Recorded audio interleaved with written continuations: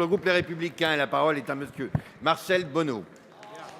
Monsieur le Président, mes chers collègues, ma question s'adresse à monsieur le garde des Sceaux, ministre de la Justice. Monsieur le ministre, un décret du 26 février dernier vient révéler la liste des tribunaux de commerce spécialisés issus de la loi Macron.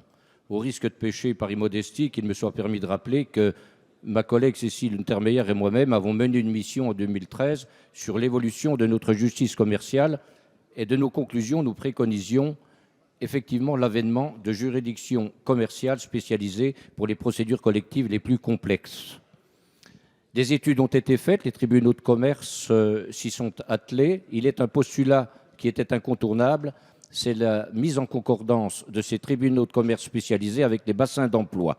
Le 27 novembre dernier, votre prédécesseur, lors du Congrès national des tribunaux de commerce, donnait la liste des tribunaux de commerce spécialisés. Besançon venait en tête par l'ordre alphabétique. Ça n'est pas un hasard si on bien considéré que le Nord-Franche-Comté est le premier bassin industriel de France. PSA, Alstom, General Electric, les microtechniques à Besançon et bien d'autres. Le 22 février, vous avez reçu le Conseil national des tribunaux de commerce. Aucune observation n'a été faite sur cette liste. 4 jours après, Besançon disparaissait au profit de Dijon. Il ne s'agit pas d'opposer des territoires au sein d'un même espace régional, mais cette radiation de Besançon crée l'émoi, d'autant que la presse révélait que ce changement de décor, en quelque sorte, et d'élu, procédait d'une démarche d'une personnalité politique dijonnaise proche du chef de l'État.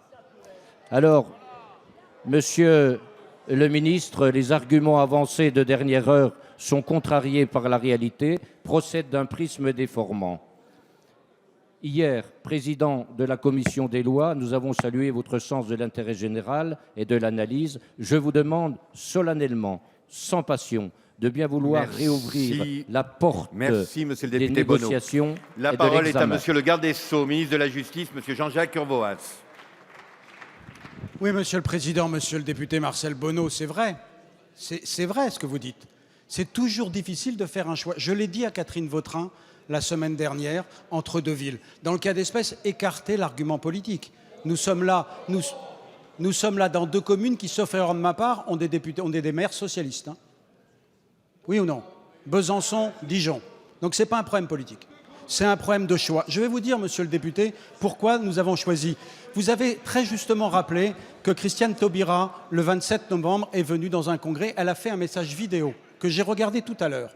Elle ne donne pas la liste. La liste a été donnée par la suite. Et la liste a été précisée en disant voilà ce qui est soumis à discussion. Ce n'était pas une liste de décision. Je vais vous dire pourquoi l'arrêté que j'ai signé comporte Dijon. Je l'ai dit pour Catherine Vautrin et je le dis pour Dijon. Ce sont des critères que j'assume en le cas d'espèce. Le nombre de magistrats en capacité de faire face aux procédures collectives est plus important à Dijon, il y en a 28 qu'à Besançon, 19. Le bassin économique de Dijon est plus important puisque les entreprises implantées dans son ressort, 89 sociétés, comportent plus de 250 salariés. Vous savez que c'est le critère, 250 salariés. Il y en a 89 à Dijon, 59 à Besançon.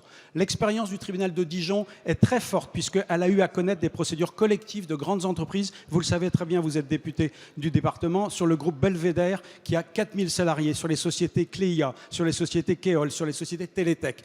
Éric Alauzet est aussi intervenu sur ce sujet. Il a écrit au président de la République. Je le dis comme à tous les parlementaires, parce que vous avez été très nombreux à m'écrire en me disant pourquoi mon tribunal et pas le tribunal d'à côté. Parce qu'il faut faire des choix. J'assume les choix que j'ai faits dans l'arrêté. Je suis désolé, monsieur le député. Merci, monsieur le ministre. La parole est à monsieur